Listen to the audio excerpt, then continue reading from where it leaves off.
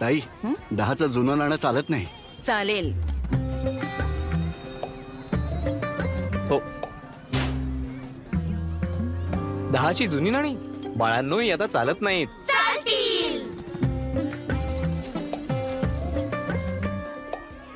किती? 210 रुपये.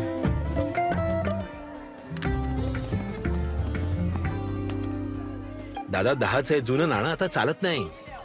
चालेल नाणं चालेल नक्की.